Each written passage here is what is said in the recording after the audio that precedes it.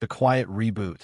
After 27 years of unwavering service, Nolan Ramsey sat in silence across a sleek glass desk from Preston Carrick, the new CEO of Stratus Core Systems.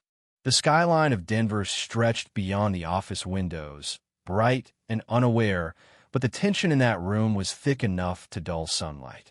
Next to Carrick sat Lizette Vaughn from HR, hands folded, lips pressed thin in a way that mimicked sympathy but didn't bother pretending too hard. "We're evolving," Preston said, his voice as cold as the conference table. "And some legacies no longer serve where we're going." That was it. No tribute to Nolan's sleepless nights fixing server crashes. No nod to the fact he was there when the company was nothing but 3 coders in a strip mall office beside a nail salon. No mention of the early days when the coffee came from vending machines and code was written between pizza boxes. He was just done. Lizette slid a small envelope across the table. "You'll have until end of day to collect your things. Severance is outlined in this packet. We thank you for your service." Nolan stood without a word, his old leather folio under his arm, and exited the office. He moved with a calm that felt like surrender but wasn't. It was containment, a choice. They wanted a quiet exit, so he gave them silence for now. As he passed the rows of desks on his way to his corner, a few heads lifted, then ducked away. There were no goodbyes, no recognition. Even in parting, he was kept peripheral. He reached his cubicle tucked in the back. Out of view, always out of view. It had been that way ever since someone at a leadership retreat joked that having him there made the center of the room too serious. They laughed. He had too. Softly, like he always did when they exposed themselves. He looked around one last time. A photo of the founding team, 2 decades and 30 pounds ago. A novelty mug that read Black Team Magic, its lettering fading. A cactus still inexplicably alive under fluorescent office lights. No farewell email. No executive thank you. But he hadn't expected one. They hadn't seen him for years. Not really. He boxed his items slowly. Across the room, 2 engineers whispered. "Young Loud, White. Fresh from Stanford. Preston's favorites.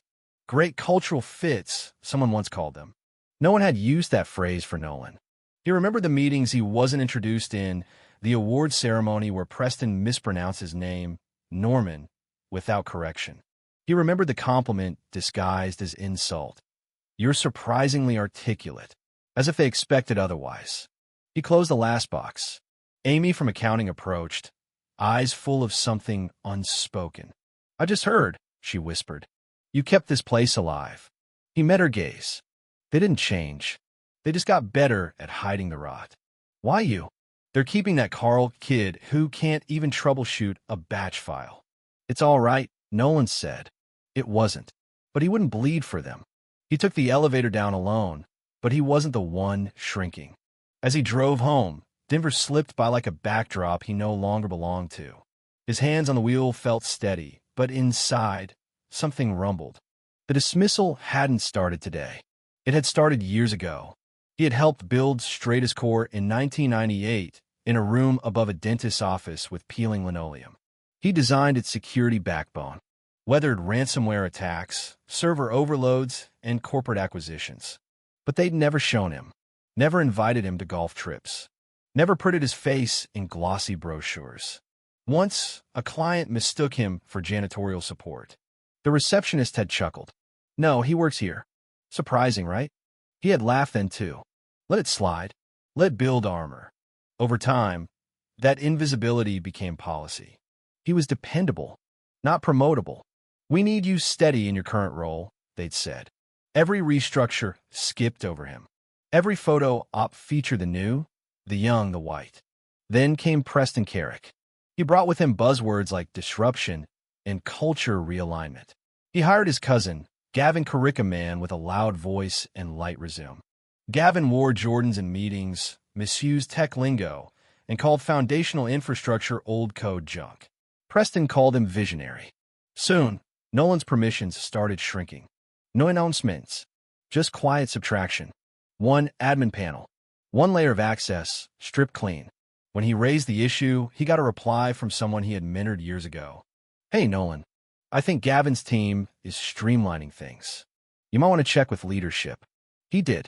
Leadership said nothing. He knew what it meant. Andrea, his wife, had seen it too.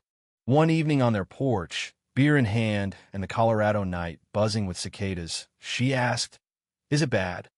He shrugged. Just corporate drift. Nothing new. But it was new. This wasn't evolution. It was deletion. The final straw came with a company-wide org chart. His name wasn't on it. His department had been absorbed by emerging technologies run by Gavin. When he quietly asked HR, Lizette replied, "Must be a layout mistake. We'll fix it in the next release." They never did. They were writing him out before they fired him. They just didn't think he'd notice or matter. That night, back home, Andrea opened the door before he reached it. No words, just an embrace. The first warmth he'd felt all day. At his desk the next morning, he logged in. They hadn't revoked his admin credentials yet. A mistake or arrogance? Maybe both. He opened the mirrored database architecture he designed in 2017 during a ransomware scare. It was a system few even knew about. Certainly not Gavin. That's where he found it. Or Metrics, a vendor name he didn't recognize. Small payments at first. $14,600. $21,800. Then regular invoices, same amounts, same language. AI predictive integration license. But no logs showed any AI deployments. No server changes. No infrastructure additions. He checked the vendor registry. Orion Metrics was listed under Preston's direct approval. But there was no product, no platform, no code. Just a shell company with one client. Straight as core. The owner? Gavin Carrick. Nolan leaned back. This wasn't oversight. It was embezzlement. He began compiling a file. Transfer dates. Approval trails. Signature logs. Payment schedules. Amounts just under audit thresholds. Arrogant fraud. Done by people who believed no one like Nolan would ever dig. He created a burner email under an old internal sandbox domain. Subject: Payment anomalies immediate review suggested. He included enough detail to spark fear. Left out the family connection.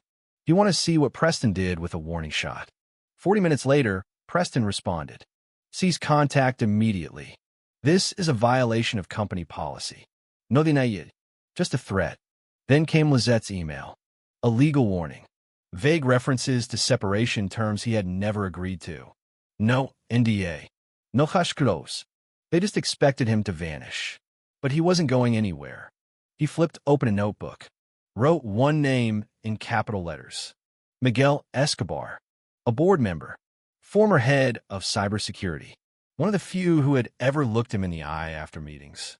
During a breach in 2019, Miguel had told him, "You're the only one who knows what's under the floorboards of this place." He dialed the number. It rang once. "Miguel." Nolan said, "I've got proof. And I'm done being quiet." A pause. Then, "Meet me." They met in a booth at a quiet diner on Spear Street. Miguel didn't speak at first. Nolan slid over the envelope. Audit trail, embezzlement records, Gavin's name. "Why now?" Miguel finally asked. "Because they finally thought I wouldn't.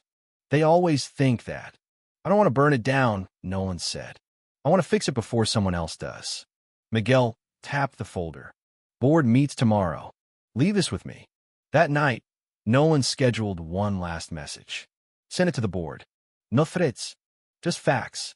Subject: Before you approve bonuses. Attached: Evidence of over $2 million siphoned through phantom contracts. 7:59 a.m. By 8:14, his phone buzzed. Unknown numbers. Panic. By 8:27, a one-word text from Miguel. Open.